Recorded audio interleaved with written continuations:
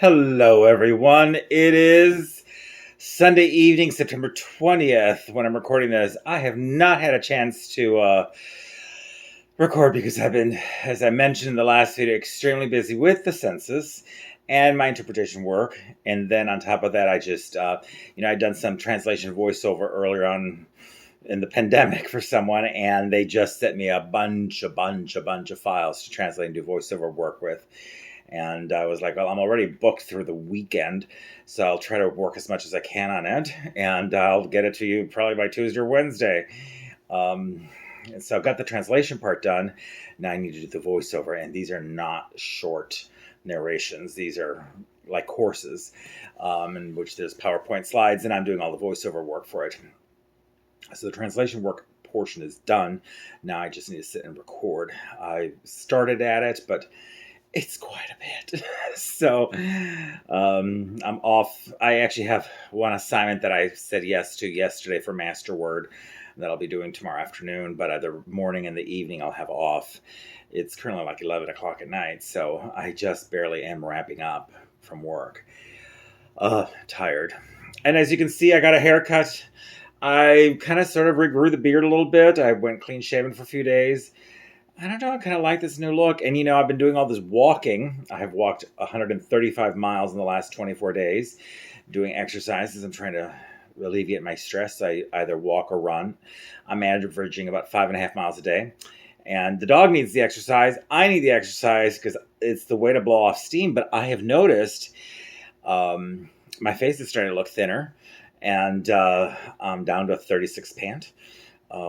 Comfortably. It's not like I'm squeezing into it.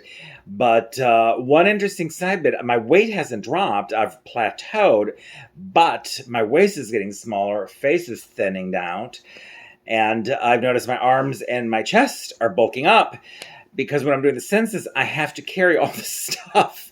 And when you're carrying, even though it doesn't weigh, much, just a couple of pounds, but when you're carrying it for about 8 hours, on your body or in your arms, just that small amount of weight for that many hours, it's developing muscles I haven't had in years.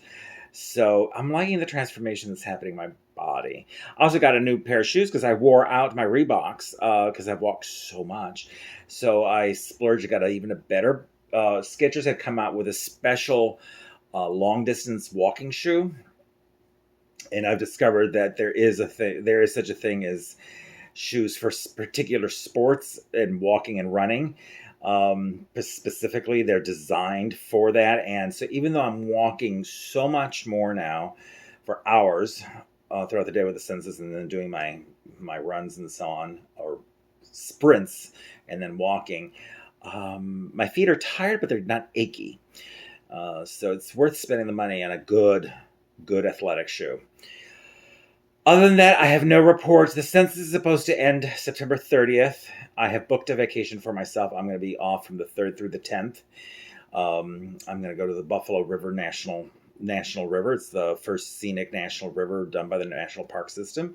And I'm going to take the dog with me on that trip, and we're going to be rowing down the river.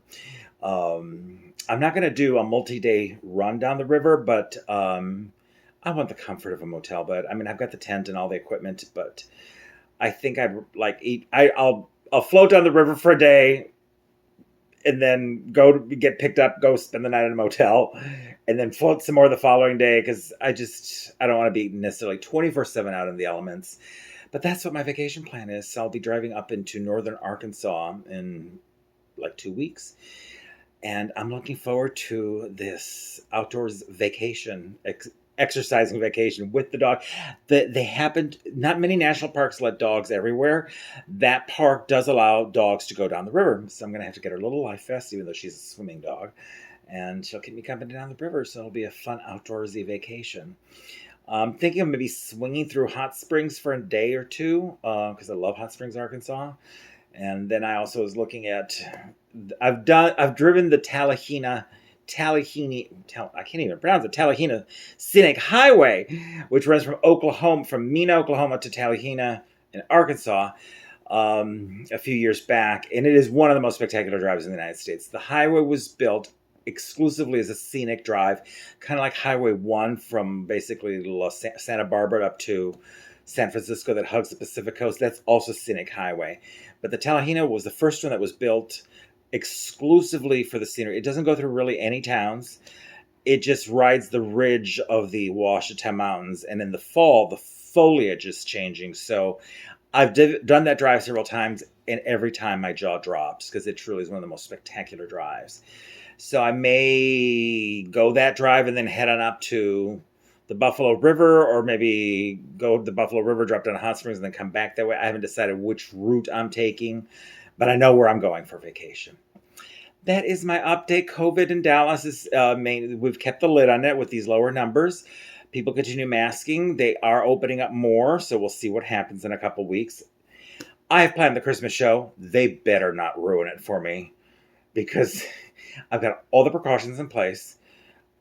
Everything is going to be done, because I'm calling it the COVID edition. The Beautiful Baptist Book Club presents a burlesque nutcracker, the COVID edition, because I'm doing a rewrite of the script as we speak, with including some COVID commentary in it. And of course, we're going to be restaging the show. And for the audience, I've got to coordinate with the theater how to maintain the audience safe. So I'm not worried for the audience. I'm concerned about my actors being safe, but I'm going to be providing masks for them too. So, of course, they're going to be fun masks. Anyway, so I'm looking forward to that. That is my news. I'm kind of digging my new look. I kind of look like a daddy. I don't know. I just kind of like this short hair. I haven't had it short in so long, but this particular haircut that I got, I think she did a good job with it. It makes me feel sexy. I don't know why. It just does. And honestly, I've noticed my libido has gone up as I'm lost this weight. Go figure. So, not that I'm dating or doing anything about it, but I've noticed it's like, oh, okay, good morning. So anyway, I hope you have more than you probably want to know about me right now at this moment. It wouldn't help to say that I'm just wearing this t-shirt and I've got just underwear on right now.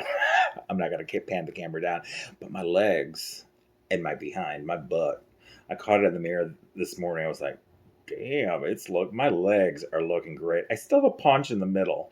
But it's smaller because I'm fitting into 36s. I was a 42 about a little over a year ago.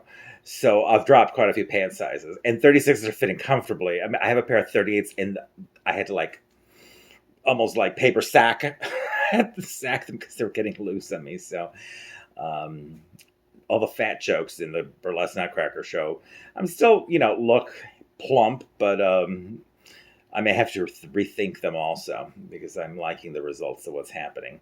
And that's all to that virtual challenge I'm doing, because it's pushed me to, I'm doing the 480.9 mile walk of the Camino de Santiago de Compostela, the pilgrimage that goes from France to Santiago de Compostela, and 480.9 miles. I'm 135 miles into it, and over 24 days. So it's keeping me in shape, and I'm having fun because I get to virtually see where I'm traveling. As I'm here in Dallas, but I can see virtually where I'm traveling in Spain, and marking that off my bucket list is something I've always wanted to do. All right, that's it. Please like, subscribe, put a comment down in the video, and share this video if you want to introduce me to other people, and keep wearing those masks. We want this COVID to be over, and be sure to vote. Important. Vote. And of course, do your census if you haven't done it. We want to be counted. We want the federal funds that come with that. Each person's worth $16,000. And if you don't get counted by the census, we lose out. $16,000 per person is what the average is.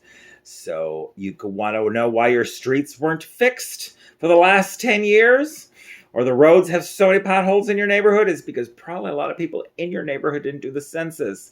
And why did some areas of town seem to be constantly paved? They did their census. So the census isn't just about congressional districts. It's about how federal funds are allocated to neighborhoods, into different areas. So fill out your census. Bye.